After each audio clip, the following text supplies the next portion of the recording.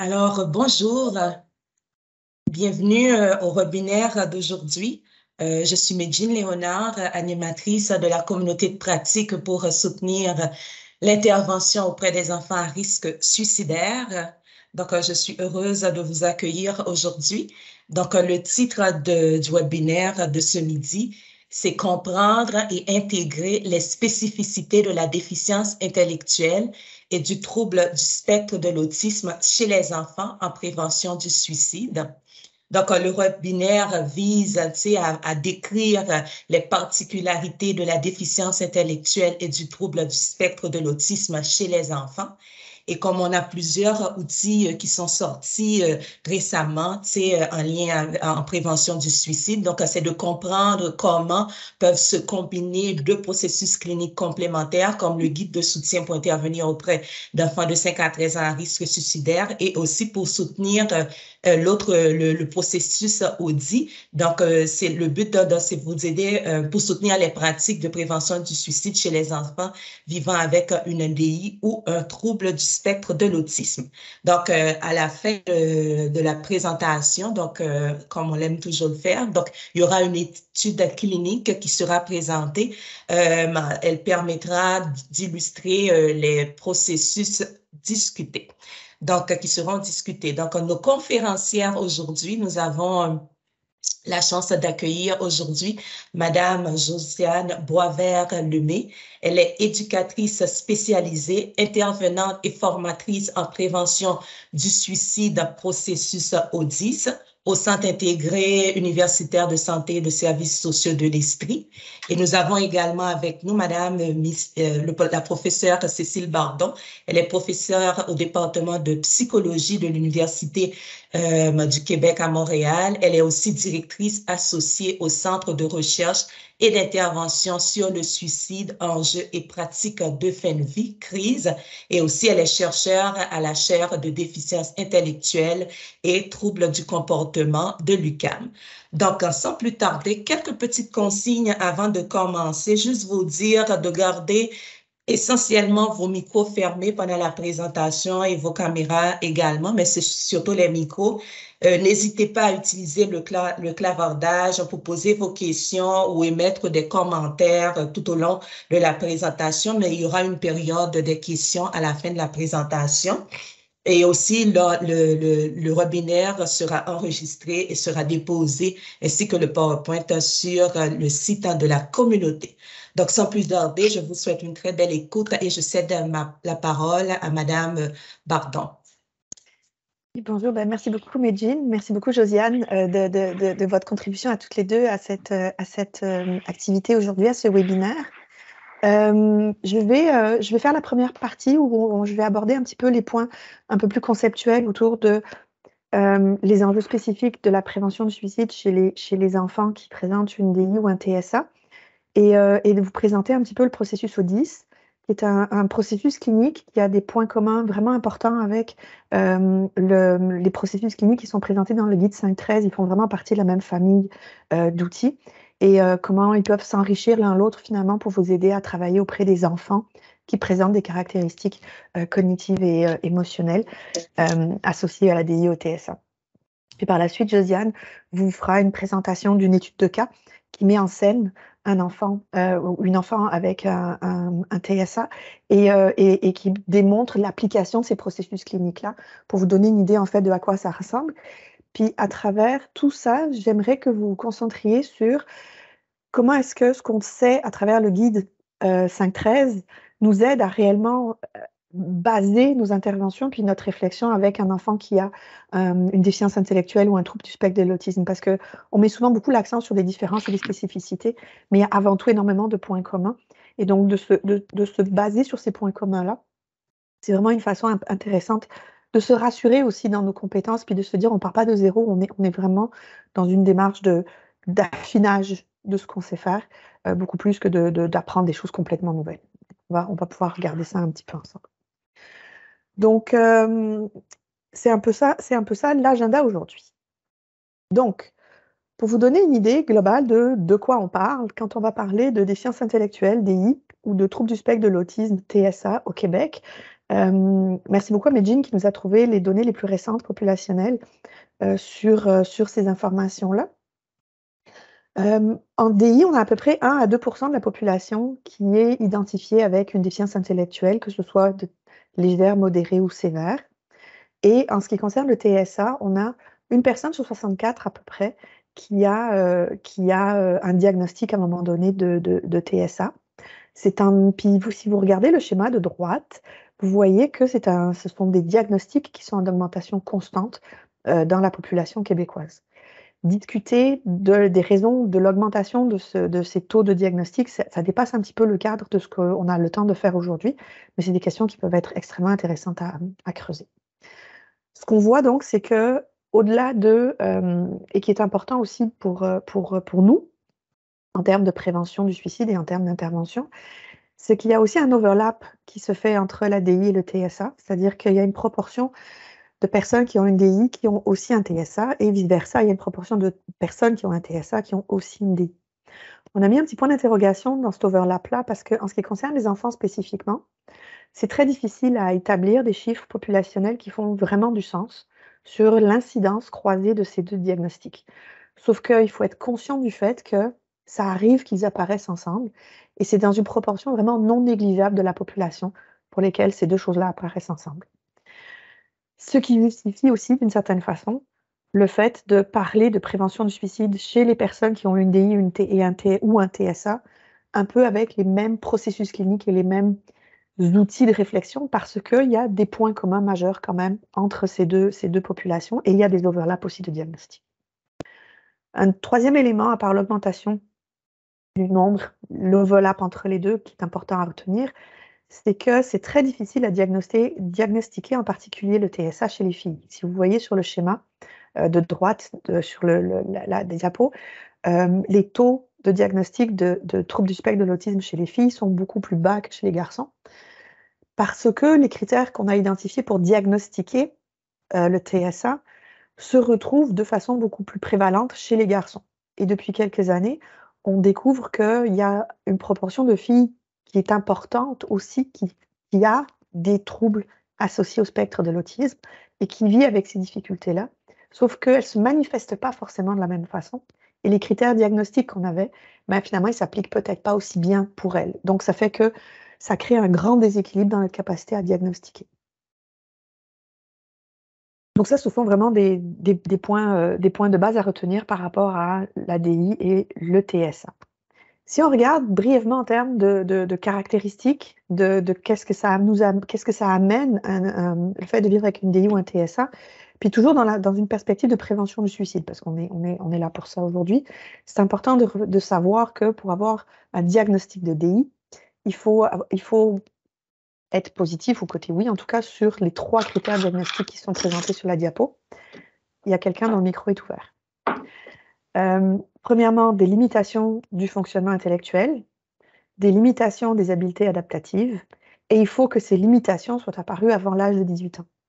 C'est-à-dire que ce n'est pas quelque chose que vous avez acquis suite à un accident, par exemple, qui a affecté vos fonctions cérébrales. C'est quelque chose qui fait partie du développement de la personne et à partir de l'enfance.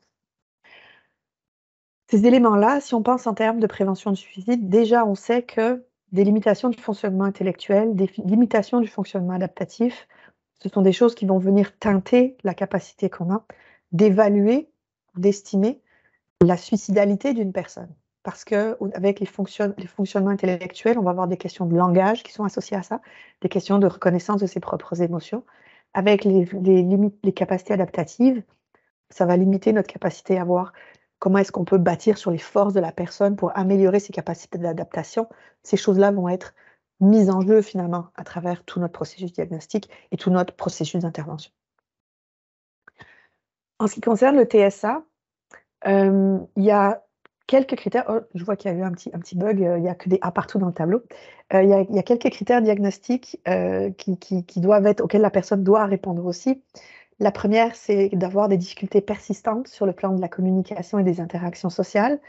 Donc là, encore une fois, en termes de prévention du suicide, ça va venir jouer sur la capacité à interagir avec la personne pour estimer ce qui est en train de se passer et comprendre la détresse que cette personne-là est en train de vivre. Il y a des comportements stéréotypés et des intérêts restreints. Il faut que les symptômes soient présents depuis l'enfance. Il faut que le fonctionnement quotidien soit limité ou altéré. Et il faut que les perturbations qu'on remarque chez la personne ne soient pas forcément mieux expliquées par une déficience intellectuelle ou un problème de comportement ou un retard global de développement. Donc c'est vraiment un syndrome qui est spécifiquement identifié, souvent en contraste avec d'autres, sauf quand ils sont en overlap évidemment. Donc d'un autre côté, les comportements stéréotypés et les intérêts restreints, c'est aussi quelque chose qui va pouvoir venir influencer la manière dont on évalue ou on estime la présence des idéations suicidaires ou des comportements suicidaires et les outils d'intervention qu'on va être capable de mettre en place vont aussi être influencés par ces éléments-là. Si on regarde les données qu'on a sur les comportements suicidaires chez les enfants qui ont une DI ou un TSA, pourquoi c'est pertinent de se poser cette question-là? On sait que, on l'a vu, la DI, le TSA, ce sont des choses qui sont présentes dans la population, mais qui ne sont pas avec des taux de prévalence gigantesques. Et en plus, les comportements suicidaires, c'est aussi des choses rares. Dans la combinaison entre les deux, pourquoi est-ce que c'est important de s'en occuper? Est-ce que c'est si fréquent que ça? On vous a mis dans le tableau qui est là quelques données qu'on a, et puis vous voyez qu'à chaque fois qu'il y a un trou, c'est parce qu'il n'y a pas de données. Donc, on sait encore des choses qui sont trop peu étudiées pour qu'on ait des données populationnelles à grande échelle qui nous permettent de vraiment comprendre l'ampleur de ces problèmes-là.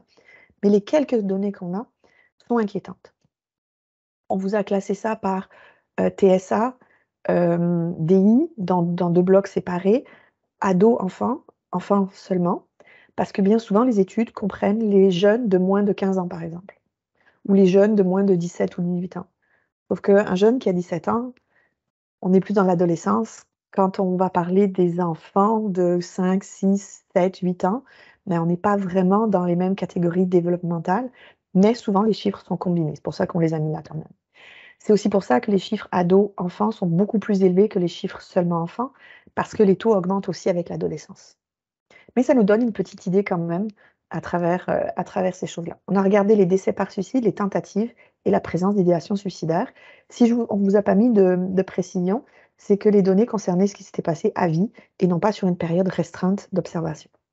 Et ce qu'on remarque essentiellement, c'est que quel que soit finalement le comportement suicidaire qu'on regarde, qu'on observe, eh bien, la prévalence est plus élevée avec ces clientèles-là que dans la population générale.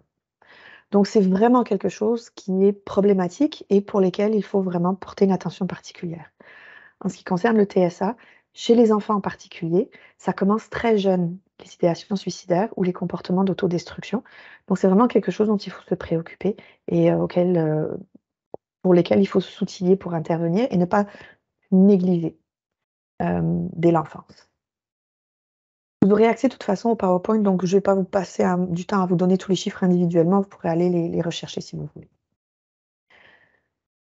Si on parle de maintenant le vecteur principal en fait qui relie l'ADI-TSA avec les comportements suicidaires, c'est la détresse d'une certaine façon. Comment se manifeste la détresse chez les enfants qui ont une DI ou un TSA? Puis là encore, il y a énormément de choses sur cette diapo. On ne va pas passer à travers en détail. Vous pourrez le faire ultérieurement si vous voulez. Mais les éléments importants qu'on doit comprendre quand on parle de détresse chez des personnes qui ont une DI, ce qu'on observe, c'est qu'il y a des taux élevés de comportements agressifs, de problèmes de comportement extériorisés chez les personnes qui vivent avec une dépression et qui ont une DI. Et les enfants, c'est la même chose.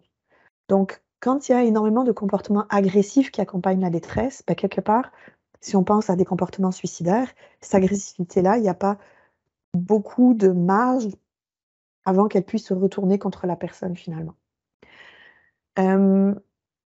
Cette agressivité-là et cette agression-là est souvent accompagnée, ça c'est vrai aussi avec les personnes qui ont un TSA, de comportements d'automutilation. Et on sait que les comportements d'automutilation, c'est quelque chose qui accompagne très souvent les comportements suicidaires. Donc là encore une fois, ces manifestations de détresse chez les enfants des TSA et chez les ados et les adultes aussi, mais constitue en soi aussi un facteur qui peut augmenter le risque qu'il y ait des comportements suicidaires. Les personnes qui ont une DI sont plus à risque aussi à travers pas nécessairement la présence de facteurs différents, mais l'ampleur que ces facteurs-là jouent dans leur vie. Ce sont des personnes qui sont souvent plus socialement isolées, qui ont moins de soutien, qui ont très peu de contrôle sur leur propre vie, dont le locus de contrôle est souvent externalisé, beaucoup plus qu'internalisé. Et on sait que tous les enjeux liés à l'impuissance, ce sont des choses qui vont beaucoup nourrir la détresse aussi. Il y a énormément aussi de vécus traumatiques dans l'enfance chez les personnes DI, dans des proportions qui sont bien supérieures à la population générale. On retrouve des grosses incidences d'abus, de négligence, de violences interpersonnelles, qui sont des facteurs qui sont très associés à une augmentation de la détresse et à une augmentation des comportements suicidaires. Donc, il y a vraiment des combinaisons de facteurs qui peuvent devenir extrêmement problématiques quand on va parler de prévention du suicide. Chez les personnes qui ont un TSA, au-delà de tout ça, on a des difficultés communicationnelles qui vont augmenter le risque, la difficulté à comprendre et à ressentir et à exprimer comment on se sent. Et là, on peut rentrer dans un processus de cocotte-minute, essentiellement, avec la personne. Des difficultés, beaucoup, comme on disait tantôt, d'automutilation, d'agression, d'isolement. Beaucoup de points communs, donc, avec les personnes qui vivent avec une DI par rapport à ces choses-là. Des difficultés de régulation émotionnelle, beaucoup de problèmes d'introspection qui permettent de faire une réflexion sur comment je me sens, qu'est-ce que ça me fait et comment est-ce qu'on peut travailler là-dessus. Souvent des difficultés à comprendre les situations sociales qui vont aggraver des situations qui peut-être au départ n'étaient pas problématiques, mais qui sont comprises comme étant complexes et problématiques. Donc, mettez peu de soutien social avec une compréhension difficile des relations sociales. Ben là, ça fait des gens très isolés, puis qui sont aussi souvent en conflit avec des personnes autour d'eux. Beaucoup de rigidité cognitive et beaucoup de difficultés à comprendre le diagnostic de la part de l'entourage qui rend évidemment la compréhension de la détresse et des difficultés vécues assez difficile. Donc, qu'est-ce que tout ça nous dit par rapport à l'évaluation du risque suicidaire et à la construction du risque suicidaire et de l'intervention chez les enfants qui ont une DI ou un TSA, dont on doit tenir compte quand on travaille avec ces clientèles-là essentiellement? De la même façon qu'avec des enfants neurotypiques ou de la population générale, c'est très important de tenir compte du niveau développemental de l'enfant. C'est pas parce que, de la même façon que tous les enfants ne sont pas au même moment, au même niveau développemental, donc il faut s'adapter à leur niveau pour communiquer efficacement avec eux et comprendre leur situation. Avec des personnes des ITSA, il faut aussi tenir compte du niveau développemental. Et ce niveau développemental, il peut se manifester sur deux dimensions. D'abord, la sévérité d'atteinte due aux troubles avec lesquels ils vivent, et aussi leur âge et leurs acquisitions, parce que avoir une DI, ça ne vous fige pas dans capacité intellectuelle d'un enfant de 5 ans, puis c'est tout. Vous évoluez toute votre enfance et toute votre vie, et donc il faut constamment adapter nos interventions au niveau développemental réel dans lequel est la personne. De la même façon, il faut tenir compte du fonctionnement, du niveau fonctionnel spécifique de cet enfant-là. Qu'est-ce qu'il est capable de faire? Qu'est-ce qu'il est capable de comprendre? Qu'est-ce qu'il est capable d'agir dans son environnement? Comment ça se passe pour lui dans son interaction avec le monde dans lequel il est? Il faut tenir compte aussi des spécificités de langage et de l'impact majeur que peut avoir la communication non verbale. Avec des enfants, vous avez déjà ça en tête, c'est-à-dire il y a des enfants avec lesquels la compréhension des mots n'est pas forcément la même quand ils sont plus jeunes que quand ils sont plus âgés. Puis ça vaut la peine de vérifier qu'est-ce que l'enfant comprend des mots qu'il utilise et que nous, on utilise dans l'intervention puis dans les échanges qu'on fait avec. Avec les clientèles des ITSA, et les enfants des ITSA, c'est particulièrement important parce que beaucoup d'entre eux ont des enjeux de communication verbale qui sont très élevés, très importants. Donc le non-verbal devient un outil particulièrement important à mettre en place. L'impact du contexte familial et social est également majeur avec les clientèles des ITSA, que ce soit à travers l'épuisement des familles parce que vivre avec un enfant qui a des difficultés développementales comme ça, c'est très difficile. Oh, il y a encore un micro allumé. Ou à travers les trajectoires de placement. Ce sont des enfants qui peuvent vivre en résidence, par exemple, depuis un jeune âge. Et donc, du coup, ces environnements familiaux et sociaux peuvent avoir un impact majeur sur le développement du risque suicidaire de ces enfants-là. Et la famille peut ne pas être à même de jouer le rôle de soutien qu'on s'attend d'une famille, comme par exemple dans les processus d'intervention avec les enfants neurotypiques. Est-ce que la personne qui a son micro allumé pourrait l'éteindre, s'il vous plaît? Ça perturbe un petit peu le son. Je viens de l'éteindre moi-même. Je Ah, ok. l'ai éteint. Merci. Merci, Nadine. Il y a aussi souvent une plus grande sensibilité émotionnelle chez ces enfants-là, avec peu de moyens de réguler les émotions, beaucoup d'impulsivité et beaucoup d'imprévisibilité de certains passages à l'acte, que ce soit des passages à l'acte hétéro-agressifs ou auto-agressifs. Cette combinaison-là peut devenir explosive beaucoup plus qu'avec des enfants neurotypiques quand il s'agit d'identifier où est-ce qu'on s'en va, puis c'est quoi la marge de manœuvre qu'on a pour intervenir. La construction de l'acceptabilité de l'option suicide aussi est quelque chose qui peut se faire de façon très particulière avec ces enfants, parce qu'on sait qu'ils construisent depuis très petits une dynamique de récurrence. Puis vous vous rappelez tantôt quand on parlait des comportements stéréotypés, puis du fait qu'il peut y avoir des pensées récurrentes et puis des intérêts restreints et des choses comme ça. Ben, ces facteurs-là et ces processus cognitifs-là qui sont en place chez ces enfants-là peuvent augmenter le risque que penser au suicide devient une habitude et devient régulier et devient inscrit finalement dans leur façon de fonctionner. Ça ne veut pas dire qu'ils ne sont pas en danger, ça ne veut pas dire qu'il faut minimiser ce qui se passe, mais ça veut dire qu'il faut comprendre comment ça interagit avec les processus qu'on va mettre en place. De la même façon, les rigidités cognitives peuvent venir vraiment influencer sur notre capacité à faire évoluer les perceptions et les cognitions et la reconnaissance émotionnelle de ces enfants-là par rapport à ce qu'ils sont en train d'expérimenter et de vivre. Quelques mots très brefs sur les enjeux d'estimation du risque suicidaire. Quand on va parler de l'estimation, puis ça c'est quelque chose avec lequel on a beaucoup discuté déjà dans le cadre du guide 5.13. Et ce sont des choses qui s'appliquent à tous les outils cliniques qu'on utilise. Donc, je tape sur ce clou-là. Je m'excuse pour ceux qui nous ont déjà entendu parler de ces choses-là, mais je tape sur ce clou-là à chaque fois que j'en ai l'occasion. Il faut être très au fait et très conscient des objectifs qu'on se donne quand on va faire de l'estimation du danger ou du risque suicidaire avec un enfant ou avec un ado ou avec un adulte, mais avec un enfant, puisque c'est de ça qu'on parle aujourd'hui. Pendant un épisode suicidaire, avant ou après même un épisode suicidaire, l'estimation, elle doit servir à quelque chose. On ne peut pas s'arrêter à ça. Quand vous allez avoir, par exemple, des outils standardisés ou des outils, bref, d'estimation, le piège qui peut venir avec ces outils-là, c'est qu'ils ne vous disent pas nécessairement, parce que ce n'est pas leur job, mais ils ne vous disent pas quoi faire avec le résultat de l'estimation. C'est votre jugement clinique qui doit être mis à profit pour déterminer qu'est-ce qu'on va faire avec ce qu'on a observé. Les buts d'une estimation, c'est de déterminer c'est quoi le danger d'un passage à l'acte. Donc, est-ce que la vie du jeune est en danger? Puis, la notion de danger peut être très difficile à comprendre de la même façon qu'avec les enfants. La compréhension de la létalité du moyen peut beaucoup affecter la dangerosité d'un geste suicidaire par rapport à une intention, par rapport à la détresse. Ben, avec les enfants des UTSA, c'est au moins pareil, si ce n'est pas pire, plus complexe de comprendre cette interaction.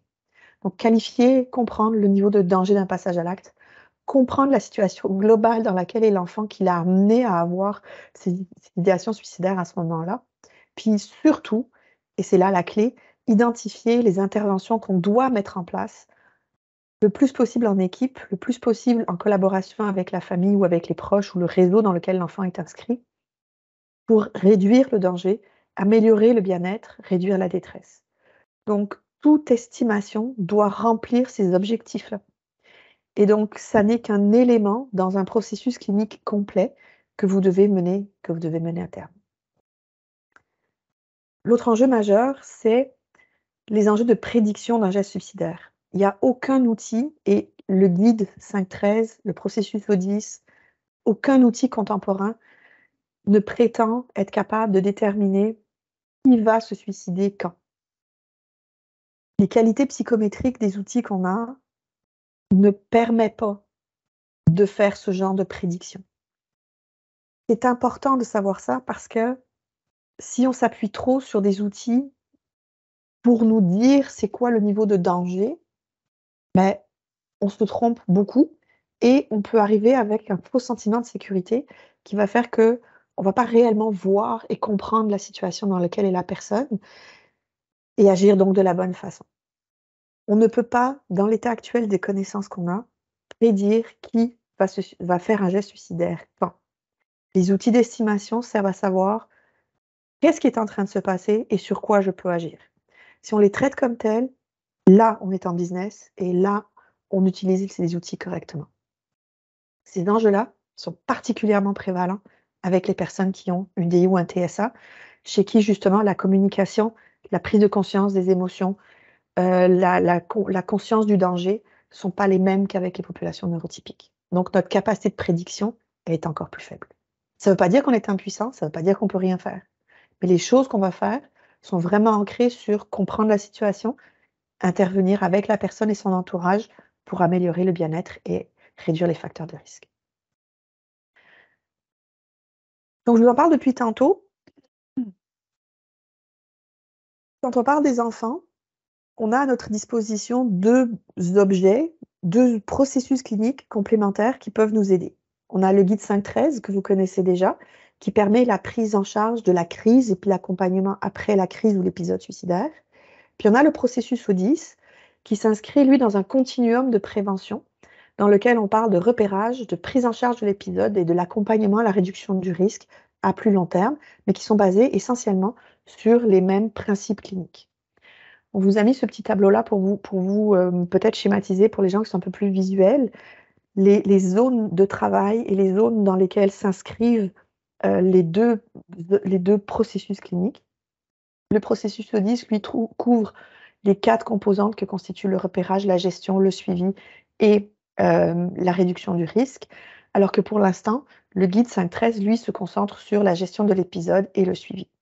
Il y aura bientôt des outils qui vont venir s'installer ici pour soutenir le repérage. On est en train de travailler là-dessus. Donc, cette espèce de continuum aussi va se reconstruire avec le temps puis avec les travaux en cours, avec le guide 5.13, mais pour l'instant, ça ne les contient pas. Les deux processus cliniques ont des fondements communs qui font qu'on ne s'adresse pas forcément exactement aux mêmes clientèles, on n'utilise pas forcément exactement toujours les mêmes termes, mais on fait la même chose essentiellement. Et les fondements communs de ces deux processus-là, c'est essentiellement que les processus suicidaires, les comportements suicidaires sont compris dans un modèle diathèse-stress du suicide, c'est-à-dire il y a des facteurs de risque, il y a un fond d'augmentation du risque chez la personne, des facteurs qui sont plus stables dans le temps, et il y a des événements qui peuvent se produire et qui déclenchent un épisode suicidaire, des moments de stress qui viennent se mettre sur ce fond-là. Et donc, pour faire de la prévention du suicide, c'est important de comprendre à la fois les moments de stress et les déclencheurs et qu'est-ce qui se passe dans la crise, et ce qui est en train de se passer au niveau du fond, finalement, dont je vous parlais, qui a créé le risque, finalement, qui a amené cette personne-là à être sensible à ce déclencheur-là. Et c'est le dialogue entre ces deux éléments-là qui nous permet de faire de la bonne prévention du suicide. Dans les autres fondements qui sont communs, c'est la nécessité de multiplier les sources d'information au-delà du langage verbal de l'enfant. Autant avec des enfants neurotypiques qu'avec des enfants qui ont une DI ou un TSA, si le langage parlé de la personne qui est en détresse n'est pas forcément notre source la plus fiable d'information, ben c'est quoi les autres éléments qu'on a avec lesquels on peut travailler pour nous aider? Le langage non verbal, l'observation, la communication interpersonnelle basée sur le corps aussi, sur la mise en résonance de nos façons de se parler, de nos façons d'échanger, sur comment l'enfant se replie sur lui-même, etc. Mais aussi sur la communication verbale avec des proches ou avec des gens qui connaissent cet enfant-là et qui peuvent nous parler de ce qui est en train de changer ou de ce qui s'est passé. Le but, c'est de centrer l'évaluation sur les besoins, non pas de catégoriser un niveau de danger qui va être très difficile à respecter puis à obtenir, mais de réellement identifier c'est quoi les besoins de l'enfant, les besoins de son entourage. C'est aussi de soutenir le choix des interventions qui sont adaptées à ces besoins-là, de construire un plan d'intervention qui soit basé sur la compréhension de la situation et sur les ressources disponibles dans l'entourage. Donc, on est toujours dans cette perspective de dire nos outils cliniques nous servent à comprendre la situation, prendre des décisions cliniques, les appliquer, les suivre pour voir si ce qu'on a fait, ça a marché. Donc, ces deux processus cliniques-là sont basés vraiment sur ces mêmes principes d'intervention-là. Comme je vous disais, éviter une catégorisation du danger qui ne soit pas fiable, soutenir le travail d'équipe parce que autant avec les enfants neurotypiques qu'avec les enfants qui présentent des problèmes développementaux, le travail en équipe est essentiel à une bonne prévention du suicide et au fait aussi qu'en tant qu'intervenant, vous vous sentiez outillé, soutenu, équipé pour faire face à des situations qui peuvent être parfois extrêmement complexes. Et surtout basé sur le travail de collaboration avec l'enfant et son entourage, tant en équipe clinique qu'en équipe avec l'enfant et ses proches.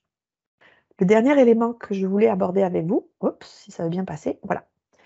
Le processus clinique ODIS, globalement, est donc basé sur 4 éléments cliniques et sur 2 mantras que moi je considère comme essentiels, donc je vais vous les dire. Les 4 éléments cliniques qui font partie du processus, c'est le repérage, évidemment, identifier une personne en difficulté, la gestion de l'épisode de manifestation associée au suicide, de comportement suicidaire, les suivis, ça c'est quelque chose qu'on tend à oublier.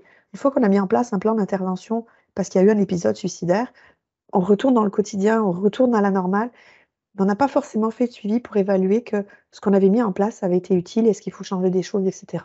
Les suivis sont fondamentalement importants au processus clinique. Et le travail sur les facteurs de risque, notre fameuse diathèse, notre base qui rend l'enfant vulnérable à l'impact de déclencheur. Tous ces éléments-là sont inclus dans le processus clinique ODIS. Les 2 mantras que je veux vous dire. Premier mantra, observer, décider, agir. Toute action doit être basée sur une décision articulée, et une décision articulée ne peut être basée que sur une vraie observation de la situation.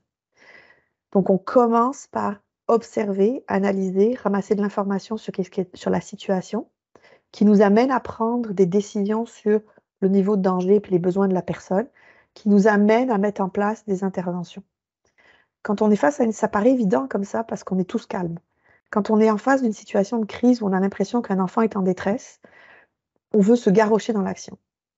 Si on se garroche dans l'action sans avoir réellement fait ce processus conscient de réflexion et de jugement clinique, on peut taper à côté et puis pas améliorer la situation. Donc, premier mantra, observer, décider, agir dans cet ordre-là. Deuxième mantra, je t'entends, je comprends, on va s'en occuper. Ça nourrit l'articulation du premier mantra. Je t'entends. Tu me dis que tu veux mourir, je t'entends. Je te prends au sérieux. Je t'écoute. Ce que tu dis est important pour moi. J'entends ce que tu dis. La reconnaissance du vécu, c'est fondamental. Je comprends. Je vais faire tout ce que je peux pour analyser la situation correctement et je comprends que tu souffres et je comprends qu'il faut faire quelque chose pour t'aider. Une fois que vous avez fait ça, vous avez fait la moitié de votre travail. On va s'en occuper. C'est très différent de je vais te régler ça. On va regarder ensemble, à plusieurs, qu'est-ce qu'on peut faire pour améliorer la situation pour toi et ton environnement et ton entourage.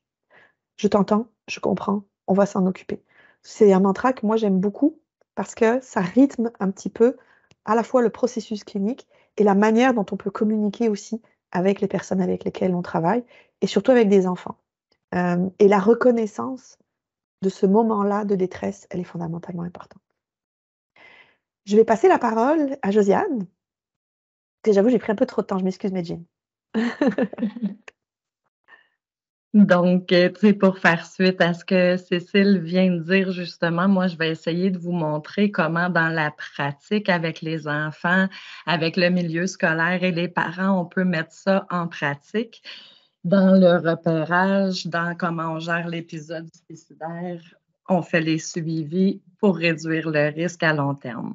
Donc, je vais vous présenter Ariel, qui est un enfant unique, qui habite avec sa maman, qui est en garde partagée, pas en garde partagée, qui est chez son papa une fin de semaine sur 2. Donc, les parents ont une relation et une communication assez conflictuelle puisqu'ils sont en désaccord là, avec leur rôle parental et l'hypothèse de leur fille qui est en attente d'une évaluation diagnostique. Ariel est un enfant de 8 ans, donc elle a des difficultés de régulation des émotions, rigidité cognitive importante, difficultés dans les transitions et lors de changements ou d'imprévus. Elle fait des crises qui perdurent et s'intensifient dans le temps. Elle est en 3e année dans une classe régulière et ne présente aucun retard au niveau académique. Elle s'exprime verbalement, mais le contact visuel est difficile et elle est décrite comme très introvertie. Elle se dit peu comprise autant à la maison qu'à l'école. Une escalade dans la fréquence et l'intensité des comportements de la crise est observée depuis le retour des fêtes. Donc, Cécile, dans la phase du repérage, on va avoir l'épisode suicidaire qui a enclenché le processus de prise en charge en prévention du suicide. Puis ensuite, ça va être accompagné dans le processus O10 et documenté dans les outils de prise en note. Donc, suite à un conflit à l'école qui a dégénéré, Ariel dit que personne ne la croit jamais, qu'elle est toujours la seule qui est punie, elle est sensible à l'injustice. Donc, elle vous nomme vouloir se tuer le soir même avec un couteau au retour à la maison. Donc, c'est l'intervenante scolaire qui, à ce moment-là, va faire le repérage et qui va faire la gestion de l'épisode suicidaire. Donc, elle décide, bien évidemment, qu'il y a un risque. Donc, elle fait l'intervention de crise avec Ariel. Attends un petit peu. Donc, voilà. Trop vite. Oui, c'est bon. Durant la crise, dans le fond, l'intervenante prend note qu'Ariel se cache le visage avec son capuchon, elle coupe le contact visuel, elle se place en position fétale dans un coin, elle va se frapper la tête contre les murs, elle pleure, elle crie. Puis dès qu'on tente de lui parler ou de s'en approcher, elle se referme et escalade. Donc, ça prend plus de 70 minutes avant qu'elle revienne au calme et qu'elle soit disponible à ce qu'on mette des interventions en place. L'intervenante note aussi qu'elle remarque qu'Ariel se calme plus facilement une fois qu'il n'y a plus aucune stimulation sensorielle, qu'on coupe l'utilisation du verbal, entre autres. Ensuite, elle utilise des objets sensoriels qu'elle peut facilement manipuler pour se réguler. Une fois qu'elle est de retour au calme, elle est en mesure de verbaliser et clarifier l'intention derrière ces verbalisations. Puis elle le fait là, en toute transparence. Donc, l'intervenante décide que la situation est préoccupante, considérant que le moyen est choisi accessible, aussi considérant que Ariel est impulsive et en crise, même si elle revient au calme après 70 minutes. Donc, on décide d'agir. Il est important de mettre en place des mesures de sécurité à court terme pour assurer la sécurité de l'enfant, mais aussi outiller les parents à le mettre en place. Puis, pour comprendre ce qui se passe là, pour mettre un plan d'action à plus long terme. Donc, pour conclure en sécurité, les parents, ils sont interpellés. On les avise de la situation, on leur demande de venir chercher Ariel, on leur explique en quoi consiste un filet de sécurité pour la soirée, les ressources disponibles 24/7 à leur disposition. On leur demande d'interpeller l'intervenante de suivi à l'équipe des IPSA au dossier, qui est l'intervenante pivot, pour qu'elle puisse assurer une suite. Et l'école communique également avec l'intervenante là, pour lui faire part de la situation, puis arrimer par la suite ce qu'ils vont mettre en place.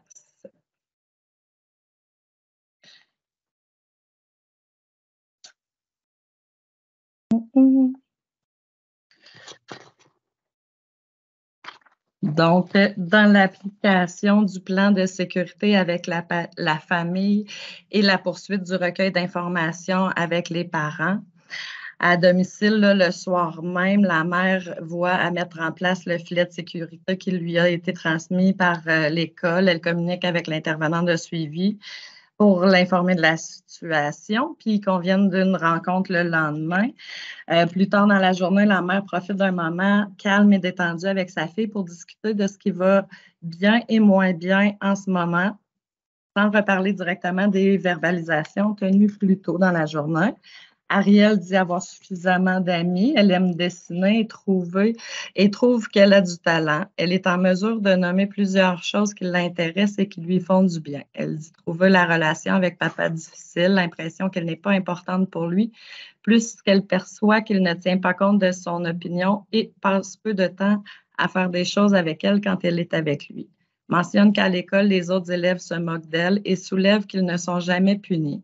Aimerait être comme les autres et sentiment que la vie est injuste. Dans le fond, ces informations recueillies là par la mère sont importantes parce qu'ils vont nous permettre d'ajuster notre plan d'action. Et ils vont en discuter là, en suivi. L'implication de la mère aussi lui permet de se sentir moins démunie face à la situation de détresse de sa fille, puis il renforce son pouvoir d'agir dans la situation. Donc, dans les jours suivants, ce qui a été mis en place. Donc, le lendemain, lors de la rencontre avec l'intervenante, là, il y a une rencontre avec une partie de la rencontre qui est avec les parents pour vraiment là, leur permettre de déposer l'impact de ces manifestations-là sur eux aussi, explorer leur capacité à maintenir en place le filet de sécurité, les outiller, les sensibiliser aussi à la problématique. Moi, j'aime beaucoup prendre le temps de dire aux parents que les enfants les interpellent maladroitement pour leur dire qu'ils ont confiance en eux, qu'ils ont confiance en leurs moyens, puis ils ont besoin de leur accompagnement pour se garder en vie. Fait que souvent, là, ça donne une vision moins péjorative de qu'est-ce qu'on n'a pas vu comme parents et qu'est-ce qu'on n'a pas fait aussi. Donc, l'intervenante prend aussi un moment avec Ariel là, pour faire un suivi de la situation, l'informer que l'école l'a mise au courant, reprendre la situation, nommer que c'est important et c'était adéquat de nommer sa souffrance, explorer avec elle là, sa disponibilité à faire un retour sur la situation, puis voir sur quoi on peut travailler ensemble à faire une différence à l'avenir. Donc, Ariel nous nomme anticiper péjorativement les commentaires et les jugements des autres élèves lors de son retour à l'école. Elle nomme qu'elle voulait que les autres comprennent sa souffrance et leur montrer comment elle souffre de leur comportement envers elle. Elle nous dit aussi qu'elle ne voulait pas vraiment mourir, bien qu'elle le voit comme une option pour faire cesser sa souffrance. Elle mentionne qu'elle voudrait être comme les autres, n'aime pas être différente car personne ne la comprend, mais n'a pas d'intention de s'enlever la vie depuis son retour à la maison hier. Donc, on juge que la situation reste préoccupante puisque Ariel est fragile tout de même. Il y a plusieurs facteurs de vulnérabilité. Bien qu'on ne soit pas dans une dangerosité imminente, là, on sait qu'Ariel reste une cocotte assez impulsive et très réactive émotionnellement. Donc, on prévoit un retour à l'école un peu plus tardif, considérant que ça pourrait augmenter les risques.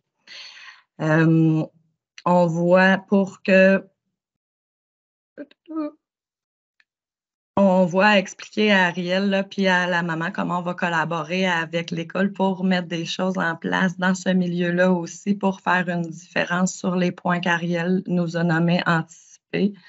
On convient d'un plan d'action avec elle.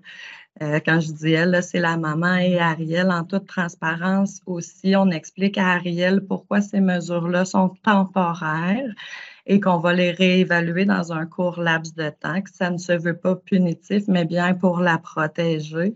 De là aussi qu'on l'implique dans tout ça pour qu'elle comprenne bien pourquoi c'est en place. On explore l'impact aussi de ces mesures-là sur Ariel. Tu sais, qu'est-ce que ça lui fait d'entendre que les adultes vont se mobiliser à mettre les choses en place. Donc, on va faire un suivi post-épisode suicidaire, là, comme je le disais, en 2 temps. Donc, le lundi, au retour, les idées suicidaires ne sont pas présentes. Il y a une amélioration de son humeur, une diminution de la détresse, l'utilisation des moyens de régulation de ses émotions à sa disposition, mais autant en prévention aussi. Donc, il y a une diminution du danger à court terme, bien qu'elle reste vulnérable, parce qu'elle continue de croire qu'elle ne manquerait à personne et qu'elle croit que c'est un moyen justifié d'exprimer sa souffrance.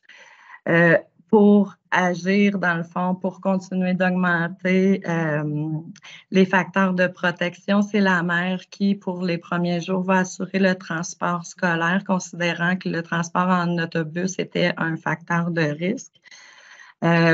Le lundi, dans le fond, elle va être accueillie de façon personnalisée avec la TES scolaire qui va faire un retour justement sur la situation avec elle, va lui confirmer qu'on l'a entendu et qu'on s'en occupe, comment on va s'en occuper conjointement, qu'est-ce qui va être mis en place dans les prochains jours, comment ils vont pouvoir travailler ensemble justement à améliorer l'environnement puis ce qui préoccupe Ariel.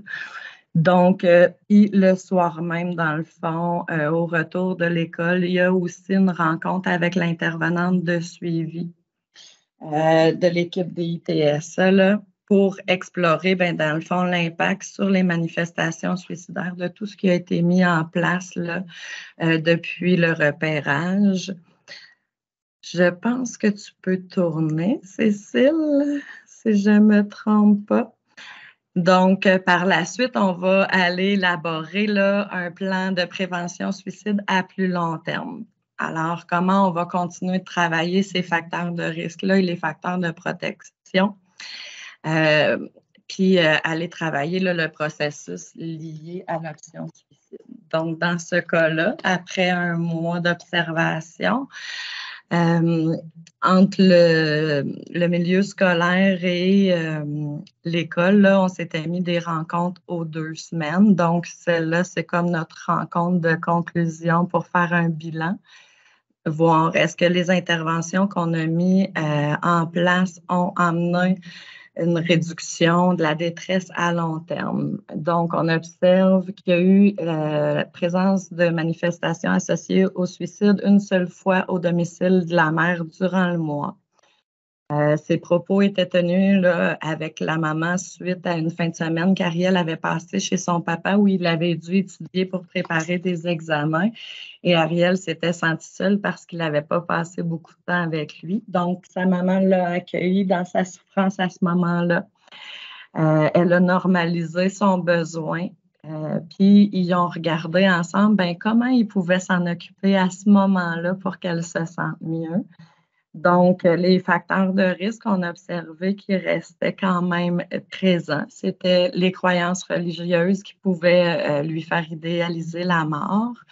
Elle continue de croire qu'elle ne manquerait à personne, puis elle voit toujours les manifestations associées au suicide comme une façon justifiée de démontrer l'intensité de sa souffrance.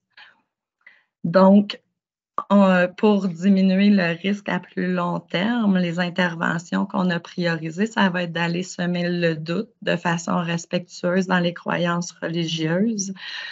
On va aller explorer aussi son concept à elle de qu'est-ce que ça représente pour toi de manquer à quelqu'un. Parce que pour nous, c'est clair, hein, c'est simple, mais pour Ariel, c'est peut-être pas la même chose. Donc, on va aller comprendre pour elle ce que ça signifie. Ça va nous donner un plus grand pouvoir d'action. On va aller poursuivre le travail de connaissance de son processus suicidaire à elle, qu'elle soit en mesure de se protéger plus en prévention à l'avenir ou de mettre des choses en place plus tôt. On va continuer aussi d'acquérir des moyens pour prendre soin d'elle, puis de découvrir c'est qui les personnes qui peuvent l'accompagner lors de besoins. Puis bien entendu, là, on poursuit le travail de collaboration avec les parents et le milieu scolaire qui est essentiel. On l'a dit, on retape sur ce clou, on ne porte jamais un risque seul, puis on travaille toujours en systémique avec tout le monde. Donc, voilà pour ce petit bout-là. J'espère que c'était clair pour ceux qui connaissent moins le processus Audis. Mais bref, ça nous permet, là, moi, je trouve qu'avec les enfants, ça permet une meilleure compréhension puis une mobilisation de l'élaboration du PPS Ça facilite la compréhension des services puis de l'aide à sa disposition. Ça va faciliter son processus, sa compréhension de son processus suicidaire, puis de mieux comprendre aussi comment s'en protéger. Ça lui permet de reprendre un certain contrôle sur sa détresse. Puis c'est, entre autres, un des facteurs de détresse importants chez les enfants, ce manque de contrôle-là sur leur environnement. Ça augmente leur connaissance puis leur estime de soi. Pour les proches, ben, ça permet un sentiment de reprise de contrôle sur la situation. On comprend mieux ce qui se passe. Ça diminue le sentiment d'impuissance face à la détresse de l'enfant. Ça permet une meilleure compréhension de la problématique et de notre rôle face à chacune des étapes, autant dans la prévention que dans la gestion du risque suicidaire. Puis, ça les implique là, dans chacune des étapes. Oui, Monsieur Gilles? Que tu peux terminer, Josiane, puis on pourra passer aux questions par la suite. Oui, bien, j'ai terminé pour les proches. Il resterait pour les intervenants. OK, parfait. Fait que je finis celui-là, puis je poursuivrai avec monsieur. Donc, pour les intervenants, ça permet de déterminer le plus facilement les rôles de chacun, favoriser le travail en systémique, éviter de dédoubler ou de ne pas voir des choses, là. Donc, permet un meilleur filet de protection pour l'enfant. Ça permet le suivi en continu également. Ça facilite la transmission et le recueil de l'information, les observations. Ça permet de pouvoir avoir un regard d'ensemble sur la situation, là, sur ce qui facilite la concertation et le travail de collaboration entre les milieux impliqués. Puis ça permet de diminuer la récurrence des manifestations associées au suicide dans le temps également. Oui. Merci, mesdames, pour cette excellente présentation. Merci à Cécile pour nous avoir parlé un peu sur plus la théorie, à Josiane de nous permettre de faire le lien avec la pratique. Donc, sans plus tarder, je pense que je vais passer la parole à Monsieur Gilles Lapointe. Monsieur Lapointe.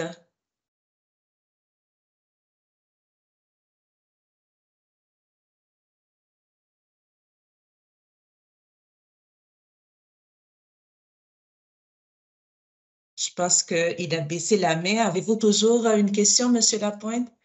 Sinon, j'ai des questions dans le clavardage. Donc, il y a Madame, quelqu'un qui demande quelles sont les options de ressources si l'élève n'a pas un intervenant pivot en DITSA.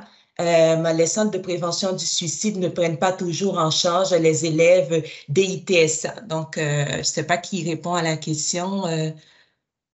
Josiane, Cécile? J'aimerais ça répondre. Vas-y.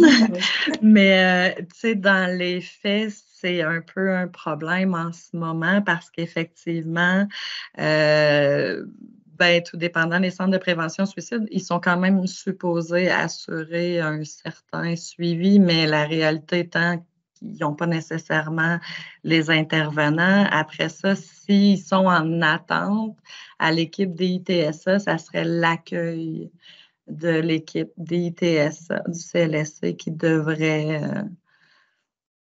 je ne sais pas, être pivot, mais minimalement là, travailler en systémique avec l'école. Est-ce que ça répond? Ou est-ce que ça répond à la question? Y a-t-il une autre réponse?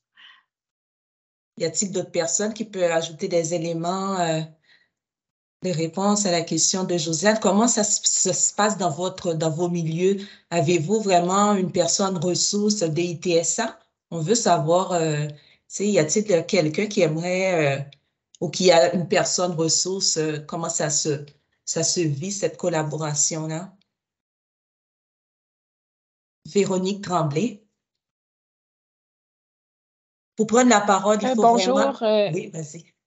Bonjour, je suis intervenante en DI-TSA à Sherbrooke, dans le fond. Et puis, nous, comment ça fonctionne? Notre équipe DI-TSA est responsable là, de tous les usagers en attente. Là. Donc, s'il y a une situation suicidaire, bien, c'est sûr que ça ne sera pas l'accueil psychosocial. Par contre, on travaille étroitement en collaboration avec Je vis, là, tu sais, pour nous, ils prennent en compte, là, ils prennent toutes les demandes, là, qu'il y ait un diagnostic ou pas.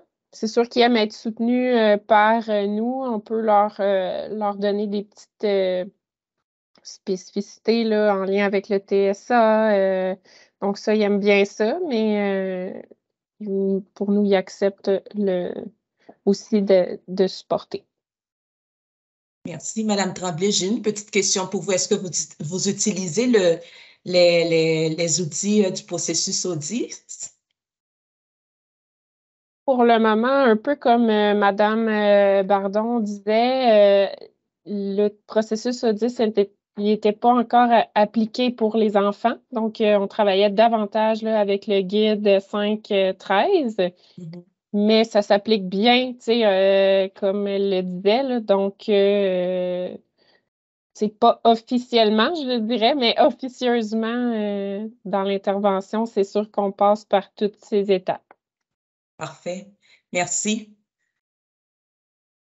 Alors, il y a une autre question. Il y a Madame Elisabeth Perrault là, qui demande, est-ce qu'une forme d'éducation auprès des camarades de classe est préconisée? Cécile, aimerais-tu répondre à cette question? Une bonne question. Hein? On parle de l'entourage, des parents. Est-ce une forme d'éducation auprès des élèves? C'est vraiment des grosses questions. Puis ça, j'avoue que c'est pas une réponse fondée sur les données probantes parce que je ne les connais pas concernant ce sujet-là spécifiquement de l'éducation des élèves dans la classe, ou en tout cas de la sensibilisation des élèves dans la classe aux spécificités du DI, du TSA plutôt, parce qu'il y a plus d'élèves TSA dans les classes mainstream. Il y a toujours des enjeux, il y a une fine ligne entre stigmatisation puis acceptation. Et si on fait beaucoup de sensibilisation, ça se peut qu'on stigmatise encore plus des jeunes. Encore une fois, il faut faire les choses de la bonne façon et pour les bonnes raisons. Et si un élève vit de la détresse, comme par exemple dans l'étude de cas que nous a présentée Josiane, la petite fille qui sent qu'elle est ostracisée, qui vit de la difficulté, c'est probablement pertinent d'avoir une réflexion que l'équipe école, jamais un prof tout seul, jamais un intervenant tout seul, parce que c'est très difficile tout seul d'avoir cette réflexion-là, mais que l'équipe école réfléchisse à qu'est-ce qu'on peut faire pour faire en sorte que les enfants qui sont autour de cette gamine-là acceptent mieux ses spécificités, puis on accepte bien plus facilement ce qu'on se comprend mieux. Et donc, comment est-ce qu'on peut aider ces jeunes-là et ces enfants-là à comprendre certaines des spécificités d'Ariel sans la stigmatiser vis-à-vis d'eux et sans l'ostraciser encore plus finalement. Donc, il y a vraiment toujours cette fine ligne.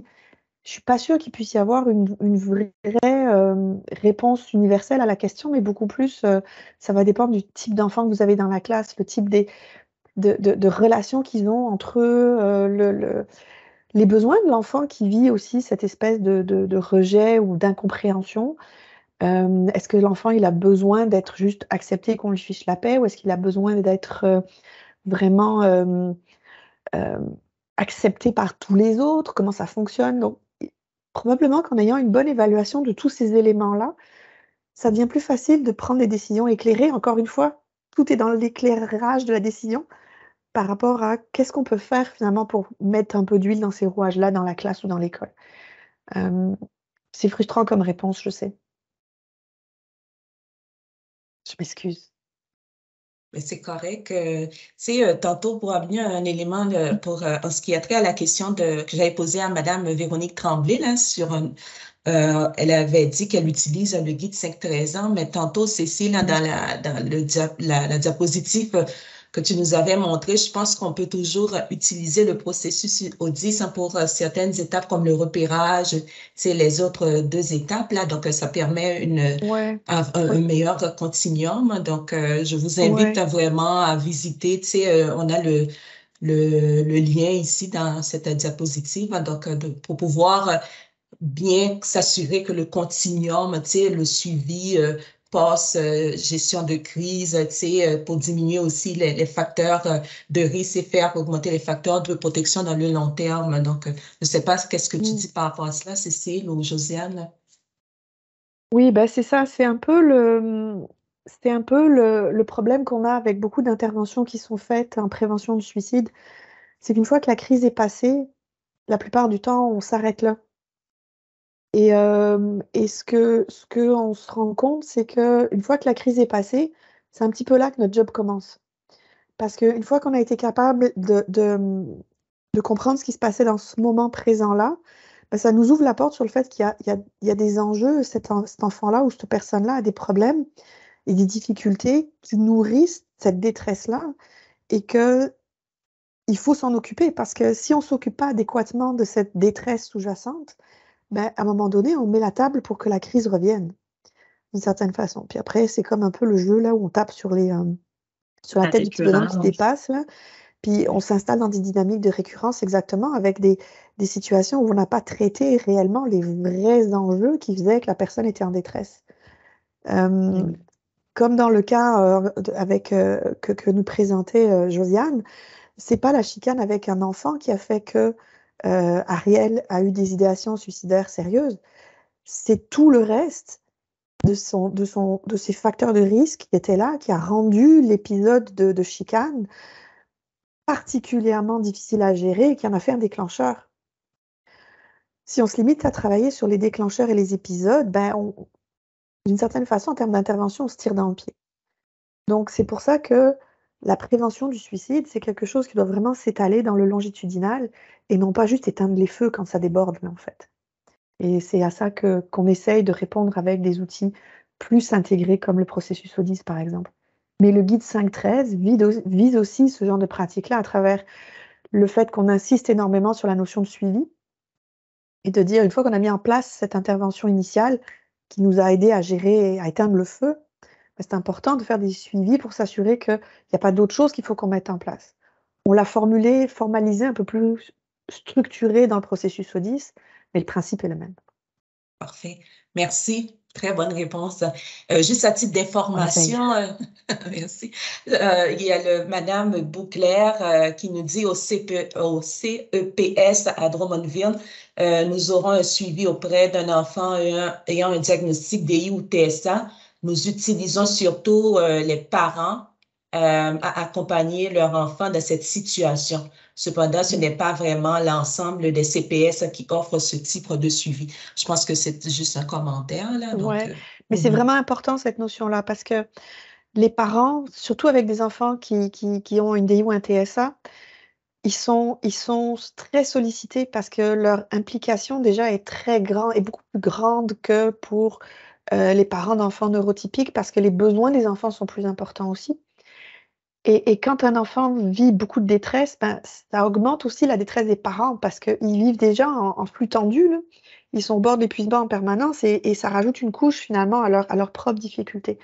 Donc, quand on fait de l'accompagnement aux parents dans ce genre de situation-là, c'est vraiment important de faire en sorte aussi que cet accompagnement-là, il rajoute pas une couche complémentaire de responsabilité, de difficulté, et que ça soit vraiment quelque chose qui aide le parent aussi à faire baisser sa propre tension.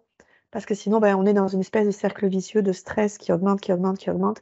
Et on sait que les parents d'enfants qui ont des troubles de développementaux sont aussi plus à risque d'avoir eux-mêmes des comportements suicidaires. Parce qu'ils sont épuisés, parce qu'ils sont désespérés de la situation qu'ils vivent et des choses comme ça. Donc, c'est vraiment une fine ligne, l'accompagnement aux parents. C'est vraiment important de le faire, puis il faut qu'ils soient outillés, mais d'une façon qui n'augmente pas leur sentiment de responsabilité et la charge dans laquelle ils sont. C'était la nuance que je voulais apporter à ça. Mais parfait. bon boulot à Drummondville, bravo. Super. Je pense que aussi récemment, en décembre dernier, on a eu un webinaire là-dessus, là, comment mieux soutenir les parents. Puis je sais, il y a beaucoup de personnes qui m'écrivent pour me demander quand est-ce que les outils seront disponibles. Écoutez, je vous entends là, puis je travaille vraiment là-dessus, ainsi que Madame Karina Bélan.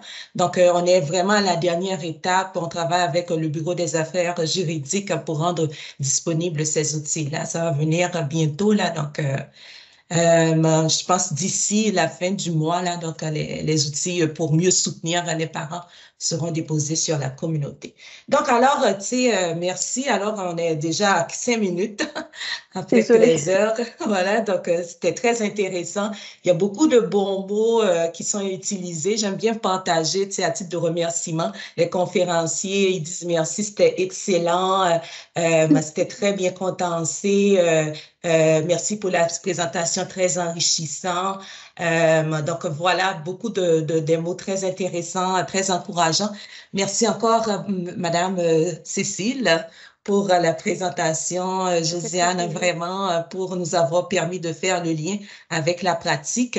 Donc, tous les outils qui ont été utilisés par Josiane dans la présentation du cas, je vais les mettre aussi sur la communauté. Donc, sinon, vous avez les liens. Puis, n'hésitez pas à me revenir pour plus d'informations. Donc, je vous souhaite un bon retour au travail. Merci encore et bonne fin de journée. Merci. Merci beaucoup. Merci. D'accord. Bye bye.